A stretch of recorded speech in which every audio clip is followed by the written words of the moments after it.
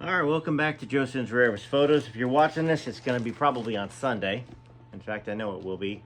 It's not going to be a super long video, but I did want to read a little bit of Billy Stanley's Faith of Elvis because, as he said in our conversation, I hadn't really read much of it, where I didn't have the book back here. And being that it's Sunday, I think it's important. Before I do that, I want to show you some cool records that I bought recently. So, this was a part of a collection that I bought from a guy down in Alabama. And what's the wonderful thing about this is these records are nearly mint condition. This is a long time ago. I got stung and one night would have been, what, 57 or 58? I Beg of You and Don't, two of my favorite songs. I mean, it's just amazing how beautiful. These are mint records. From, what, 75, 70, how many years ago? About 75 years ago. Oh, Freeman Nice and Jailhouse Rock. I mean, these sleeves are nearly mint condition too. I mean, for those of you that are record connoisseurs, it's amazing, and I value being able to, all shook up, well, that's when your heartaches begin, to be able to add these to the ones I have. I've got some wonderful records too. And I have all of these already, but to get ones that are in such amazing condition, Elvis Presley, Love Me Tender, and Any Way You Want Me. Still can't sing. Just beautiful. Elvis, Hound Dog, and Don't Be Cruel.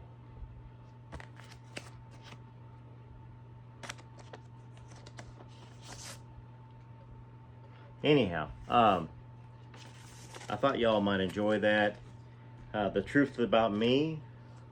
This was something just from my collection. Here's another, like I said, Hound Dog, Don't Be Cruel. I already had it. It's pretty. Okay, I'll flip through these real quick.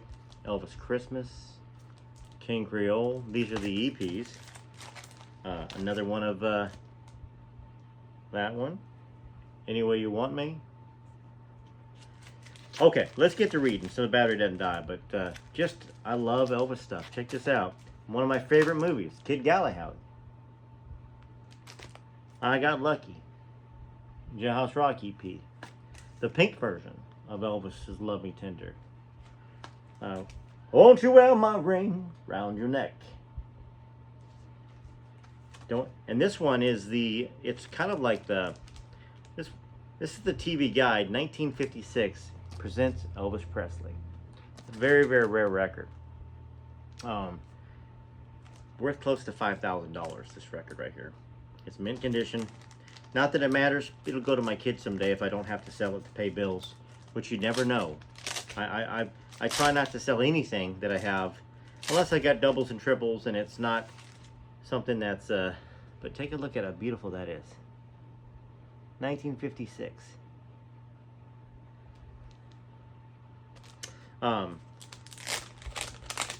Wonderful. Just a wonderful feeling to have something that was around. All you fans back in the day that could have bought it, maybe did buy it, just incredible, because I wasn't around. I wasn't born yet. And some of y'all have been around for a while on this planet, and you've seen a lot of good stuff, a lot of bad stuff, and it's an honor, right? It's an honor to live. Okay, some Faith of Elvis on a Sunday for you and a Friday night for me. So once again, just a reminder, I'm so busy this week and I may not even get on and be able to do any comments. I'm just going to try to focus on family as much as I can. All right, I'm going to back it up a couple paragraphs. One time I was dating a girl who had broken up with her boyfriend named James. He was a big defensive lineman who had gone off to college to play football. Every time I went out with a girl and he was back home, he would follow us around. My brother Rick told Elvis about this, and one night we were sitting at the table finishing dinner and he said, "So Billy, I hear you got a bully problem." "What?" "Yeah, Rick told me." I looked at Rick as if to say, "Thanks a lot." Elvis continued, I hear this guy's following you around. Sounds like he's a big football player. Yeah, he's just a big blowhard. Don't worry about it. I can take care of this. Elvis said, no, I'm going to take care of this. I can't stand a bully picking on one of my brothers. Where does this guy hang out? Now, I was trying to think of something to say to keep Elvis from getting involved. I said, we don't need to do this, Elvis. Thank you, but that's okay. Elvis said, no, we're going to take care of this tonight. Go get your car. Red, Sonny, and Lamar were there, and Red and Sonny West were cousins who had been bodyguards for Elvis since the 50s. Lamar Fike was a friend and a lifelong employee who had also been with him from the beginning. All three performed a variety of duties for Elvis. You guys go get the limo, Elvis told them. Billy, you bring your car around front. Now, at the time I was driving a 1957 Chevy, which I brought out to the front. He got in the car with me and said, where does this guy hang out? Well, there was a place in Whitehaven, which is South Memphis, where we used to cruise back and forth. A McDonald's and a Crystal parking lot sat about a block away from each other, and we would go cruising in that area. Elvis said, go to the McDonald's first. It was nighttime when we set out on this little adventure. As we pulled up, people could hear us before they could even recognize us, since my car was a hot rod. Sure enough, a few of my friends were standing there. When they saw the car, I slowed down and they started walking toward it. They saw who was sitting with me and they said, hey Elvis, how you doing, bud? And Elvis replied, hey, nice to meet you guys. We exchanged high fives as Elvis sat there with me. One of the guys said, what are y'all doing? And Elvis said, we're looking for James. My friend replied, well, he was just here a few minutes ago. He might be down at Crystal. I looked at the guy as if to say, thanks a lot, buddy. Elvis said, well, nice to meet you guys. We're going to head down there. So we drove down to the popular burger place where the same thing happened. But this time the kids hanging out said, well, he left. We don't know where he went. We started heading back towards Graceland. Now, there was an Ace Hardware parking lot between McDonald's and Crystal's. We thought it would be cool to sit on the lot with our parking lights on to let people know we were hanging out. As we drove by, Elvis said, okay, so, oh, it was a cool, okay, so he's there. Let me read this again. Man, I hate it when my throat's all weird. There was an Ace Hardware parking lot between McDonald's and Crystal's. Now, as kids, we thought it was cool to sit in the lot with our parking lights on to let people know that we were hanging out. As we drove by, Elvis said, you know any of those guys over there? Yeah, pull in there. I thought, oh, great. I pulled in, and a few of my friends came running up to the car. Now, they'd never seen Elvis riding around with me, and we were surprised to actually, and they were really surprised to see him sitting there. And he said, hey, Elvis, how you doing? Great to meet you. Elvis replied, hey, guys, how's it going? Nice to meet you. One of my buddies said, what are y'all doing? Elvis said, we're looking for James. Any of y'all know where he lives? One guy said, yeah, I know. Then he gave me the address. Elvis turned to me. You know where that is? Yeah. We're going over, Elvis said. One of my buddies said, you need any help? Now, that was laughable because Elvis clearly didn't need any help. He said, no, buddy, I think we can handle this ourselves. As we pulled away, all I heard was, James is in it for now.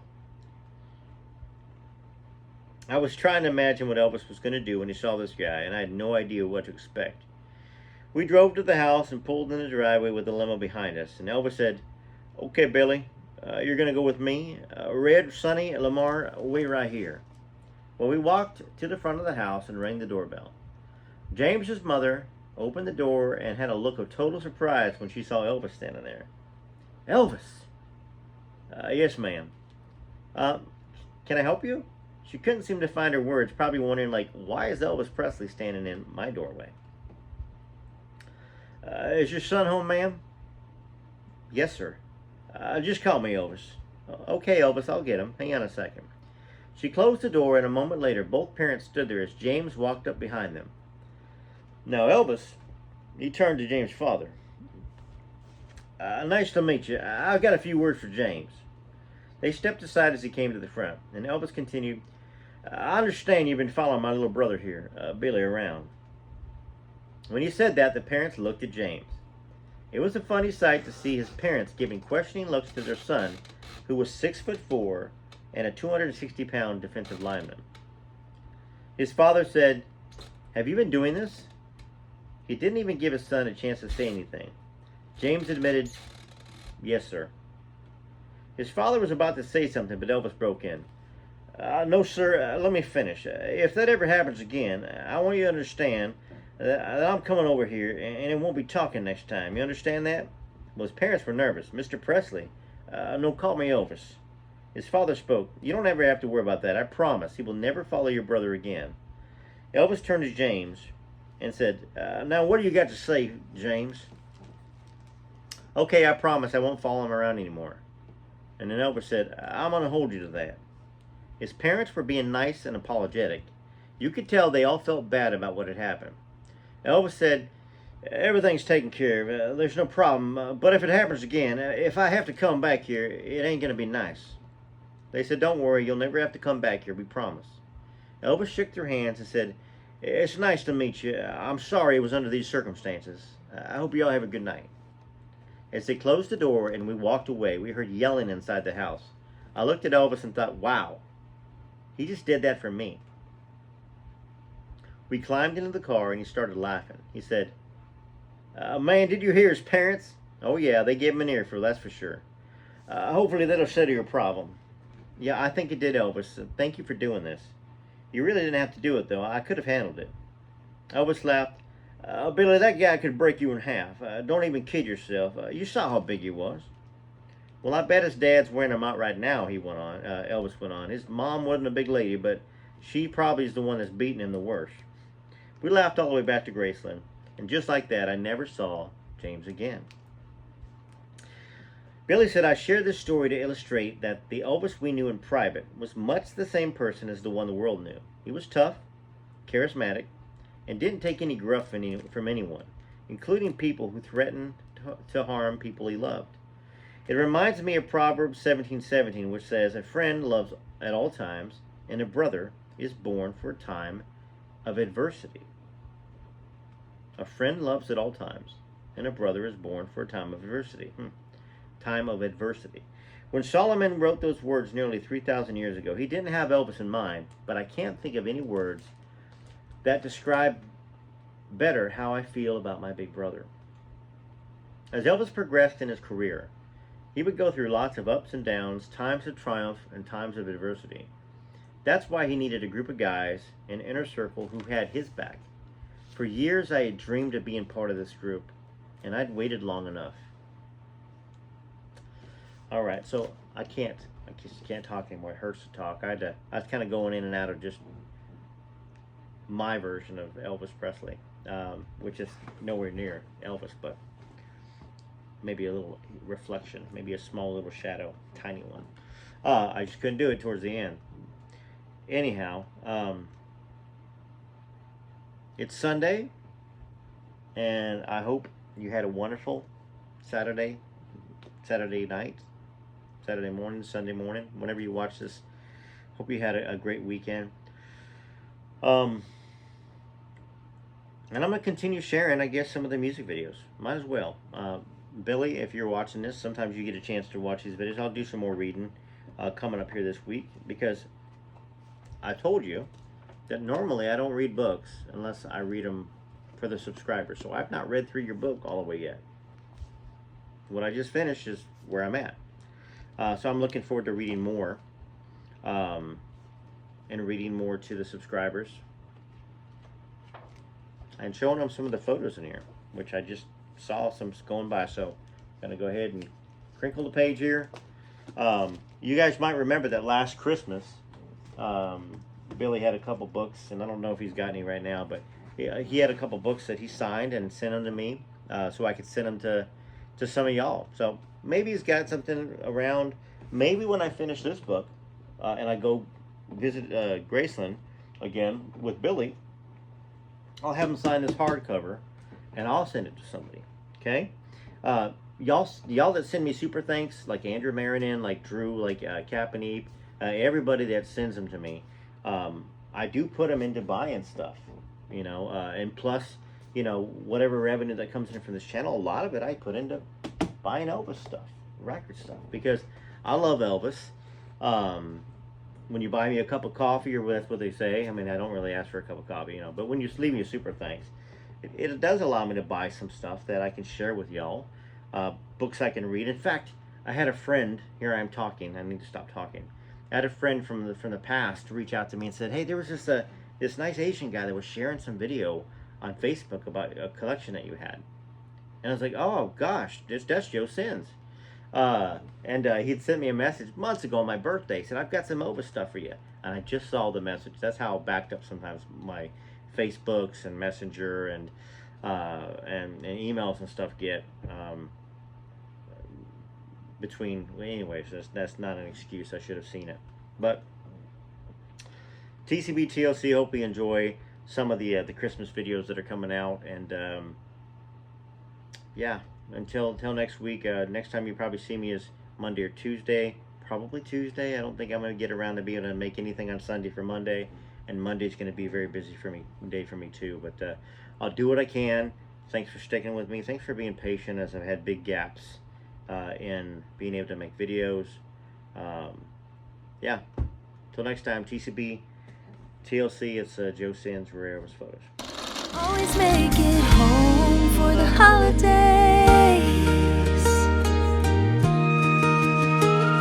The young'uns playing in the yard with their faces red, and counting those reindeer, trying to sleep as they lay in bed. The fireplace glow dances across the floor, and it feels like you've never loved home more. There's love in the air and peace in your soul, stories and laughter wherever you go. No matter how far away you are today, you can always make it home for the holidays.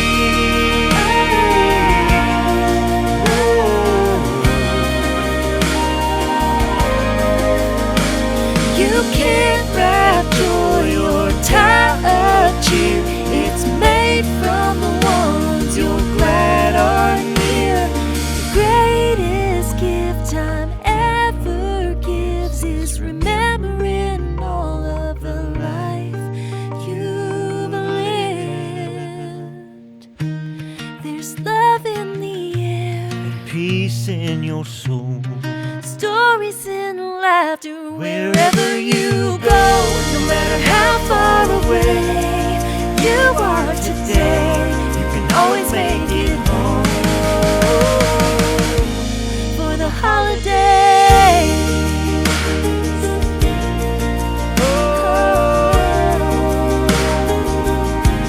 For the holidays.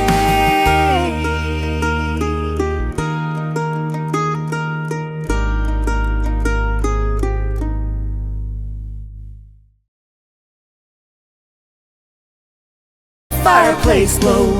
Leave the computers and shut off the phone, so it's just us on a runaway Christmas.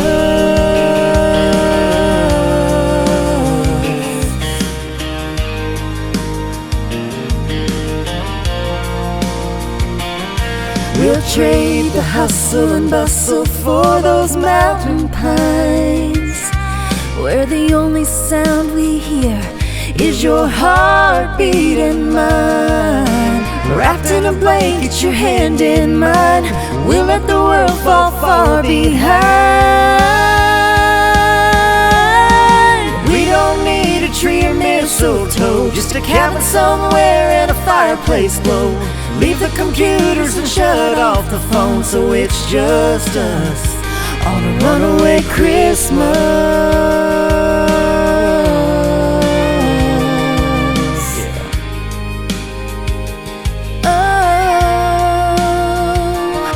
Let's trade all the parties and long to-do lists, and make new memories with each stolen kiss.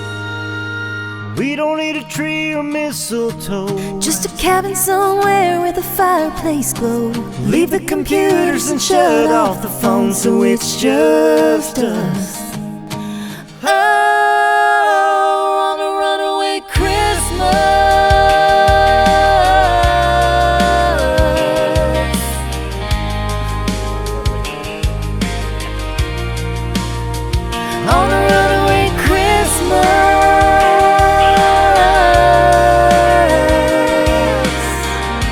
baby, this is gonna be the best Christmas ever. I love you so much, baby.